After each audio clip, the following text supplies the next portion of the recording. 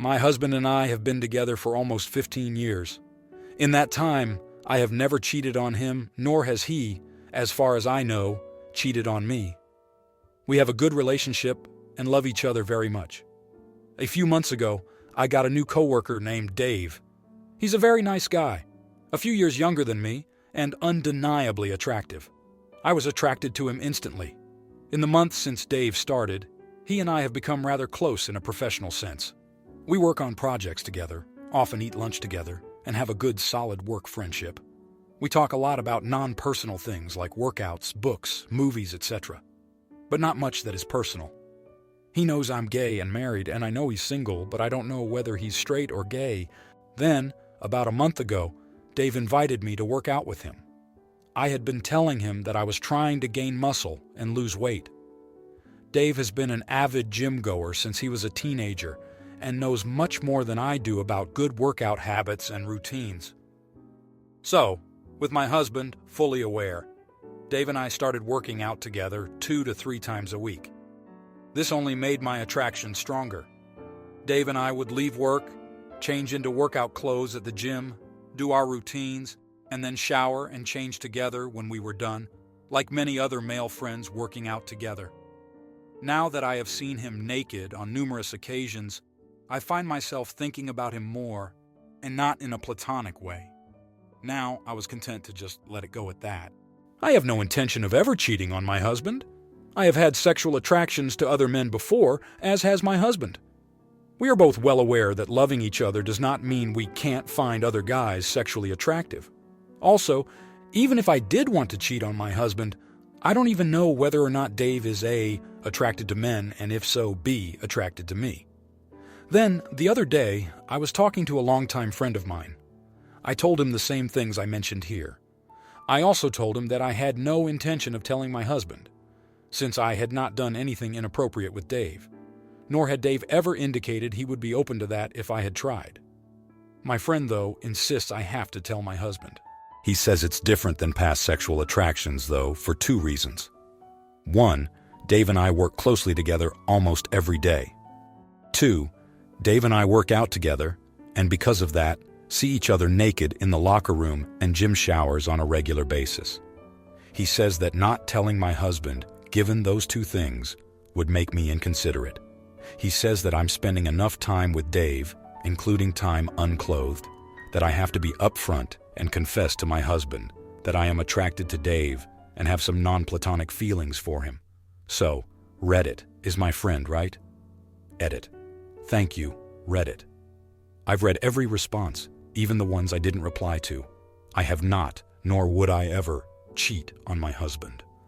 But people brought up an emotional affair, which, honestly, I had never considered. I can't say those people are wrong, though. I just didn't recognize it for what it was. I accept my judgment.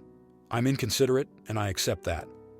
I'm going to talk to my husband this weekend and put some distance between me and Dave. Now, here are the comments. Comment 1. You're the idiot. Wow, you're literally inches away from some porn fantasy come to life, and we're supposed to believe that you'd never go for it. That's a lie if I've ever heard one. You're acting as though you're just sneaking glances at Dave at his desk and having short what-if daydreams about him. If that were the case, I might be able to find it acceptable if you didn't tell your husband, since nothing is happening here, and it's just a confession that you're maybe a little creepy. However, you are infatuated with this man and getting closer and closer to him. Your husband deserves a say in whether or not he trusts you in this type of situation, and I believe you're not telling him because you know he would be uncomfortable with this. Comment 2. You're the idiot. Affairs don't start with sex. They start exactly where you are. You claim to be committed to your husband, but here you are spending as much time as possible with a man you're attracted to, as well as fantasizing about him. You should have distanced yourself from him the moment you realized you might be attracted to him. You're playing a dangerous game of rationalization because, in my opinion, you're already cheating. Don't lie to yourself. You'd jump into bed with him if he came on to you. You might think you wouldn't, but you would. If you love your husband and are committed to your marriage, come clean now and cut off this guy. If you can't bring yourself to do this, let your husband be free to find someone he deserves. Comment 3. Yes, If I were you, I would leave the gym, reduce interactions with Dave to strictly work, and the bare minimum, tell my husband that I am attracted to Dave, and also tell Dave why I am distancing myself from him, and establish a strong boundary. The emotional energy leaking from a relationship becomes obvious sooner or later. Even if your husband does not know and cannot pinpoint it, he will subconsciously start feeling the difference. Let it go, friend. It's not worth it. Say goodbye to Dave whether or not your husband asks for it. That's what both of you deserve. Now, for the next story. I, 30-year-old female, was in a relationship with my ex for 2 years. We lived together for most of it. He has 2 daughters, 8 and 6, from his previous relationship, and they used to visit every other weekend. They are nice kids, and we got along great. But as my ex started dumping more and more parental duties on me, and even got custody renewed for 50% of the time, I started feeling exhausted and trapped. He refused to listen to my request or concerns, basically saying they are my kids too, I shouldn't complain about them, etc. Then he went on a fishing trip on the weekend his girls were here, without discussing it with me. I was tired of his behavior, and as soon as he got back, I left him. This was 8 months ago. Thing is, I used to be the breadwinner and caregiver in the relationship. I paid most of our bills, and since I worked from home, was the primary caregiver for the girls. My moving out left him in a scramble, especially since he can't afford bills or afford childcare. Yesterday he called me saying how he hasn't paid rent since and is in debt since I left him. I told him it's not my problem anymore. He said it was because of me that he took 50% custody. He never asked me, and now his ex refuses to change it back. That I should at least send him money to make payments so they aren't evicted. That I owed that to him and his kids who saw me as mom. I told him while I loved them, neither they nor he was my responsibility. I told him not to bother me again, and he called me AH for not caring about the kids. Am I the idiot? Now here are the comments. Comment 1. Not the idiot. This isn't your responsibility. Helping wouldn't make you a good person. It would make you an enabler and the willing host to a parasite. Thing is, I used to be the breadwinner and caregiver in the relationship. I paid most of our bills, and since I worked from home, was the primary caregiver for the girls. My moving out left him in a scramble, especially since he can't afford bills or afford childcare. Then it sounds like he definitely qualifies for multiple kinds of assistance, and his choice not to pursue that is his choice, not something you did.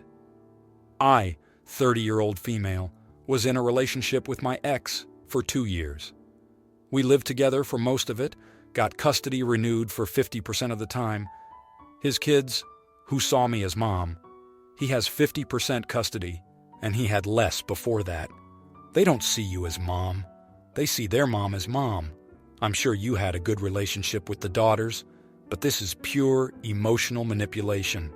Also, he's not asking for you to spend time with the daughters. He just wants your money.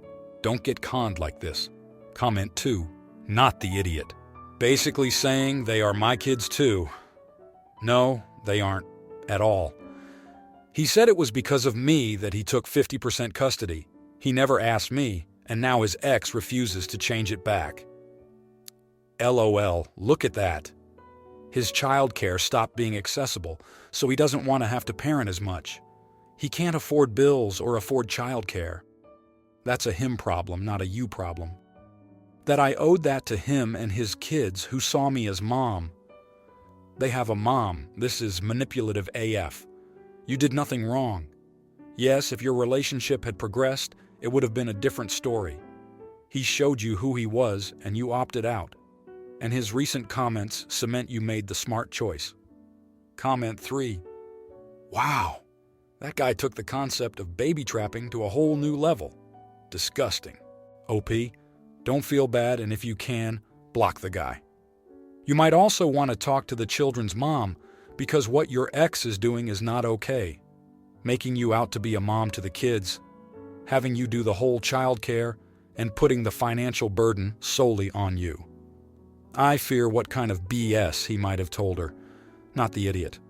Now, for the next story. A few days ago, I, 22-year-old female was sitting with two friends, 20-year-old male and 21-year-old female, for lunch at our university.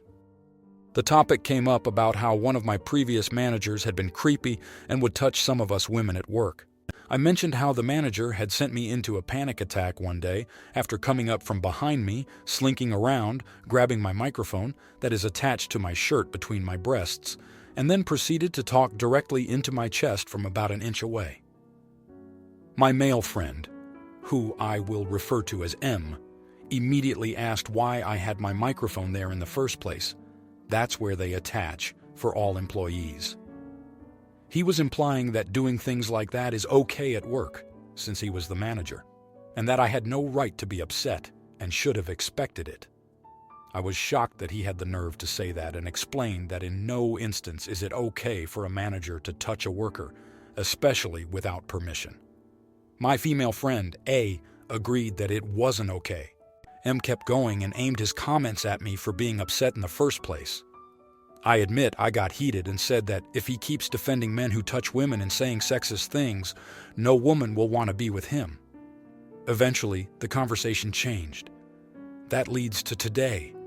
I saw M and tried to say hello. He didn't say anything, so I figured he didn't hear me. I went over to him and he told me to go away and leave him alone. I was confused and didn't even know what he was upset about. He told me I insulted him. I was confused because he never told me he was upset, and the last time I saw him, everything was fine. Later, A told me that after I left the table the other day, M expressed how mad he was at me for saying what I did. She stood up for me and told him he can't just say things like that, and that I had a right to be mad. Now everyone seems pissed at me, but no one is upset at M for what he said. Am I the idiot, AITA? Now here are the comments.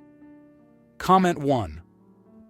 Not the idiot, but if you continue being friends with this dude, you will be. He's a sexist. Homegirl. He's the kind of guy who gets butthurt when a female calls him out, not because of the harsh truth, but because females aren't supposed to talk back. You daring to disagree is an insult. Anyone with half a brain would know you can't talk into someone's chest, and even those with a quarter brain would openly take advice on, "This is why you're not getting laid," from women. Comment 2, not the idiot. You're definitely correct. I'm guessing the attitudes are coming from the fact that you took a high-level conversation about appropriateness at work. I know it was a specific anecdote, but it was in the context of a larger conversation, and made it personal by saying that no one would date him. And I'm guessing that really hit an insecurity of his.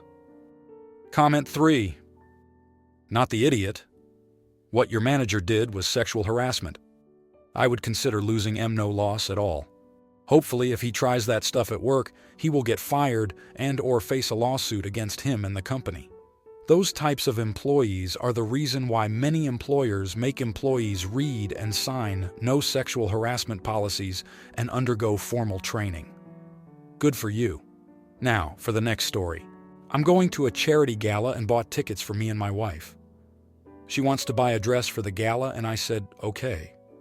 She then asked if she could buy a few dresses to try on and only return one, and texted me screenshots of 4 dresses, which cost about $280 each before tax. She said she wanted to order them in 2 different sizes. I said fine, pick 3 dresses and order those.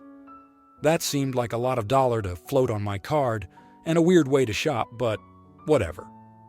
She then asked, at each store, and got upset because she wants to order 3 dresses in 2 sizes at every store and have them delivered. This seems silly to me. It would involve thousands of dollars, which I have, but still tied up in tons of shipping costs. I told her to go to the mall like everyone else and asked her who shops this way. Her response, via text, women shop this way. Am I the idiot here? Now, here are the comments. Comment 1, she's 100% correct. Depending on the dress style, I am anywhere between 3 different sizes. But wait, if it's designer sizing, I have to size up 1. Sometimes. But wait, there's more. I'm tall, so even if a dress fits my body, it may be several inches too short. And depending on how they cut the dress, One size may be too small to even zip, but the next size up looks like a potato sack. Who knows?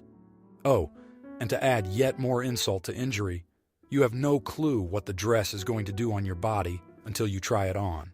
It might cling in all the wrong places. It might be sheer. It might gap in very awkward spots.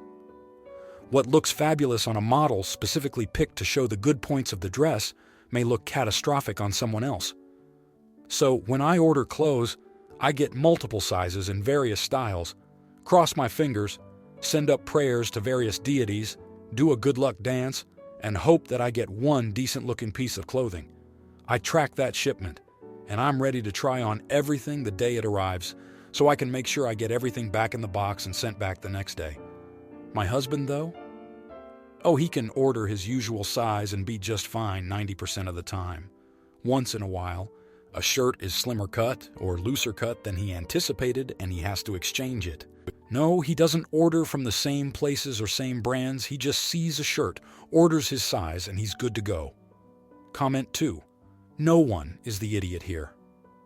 It's understandable she wants to shop this way, but it's also understandable if it makes you uncomfortable. This is how I shop. I just did this trying to find an outfit for my brother's wedding.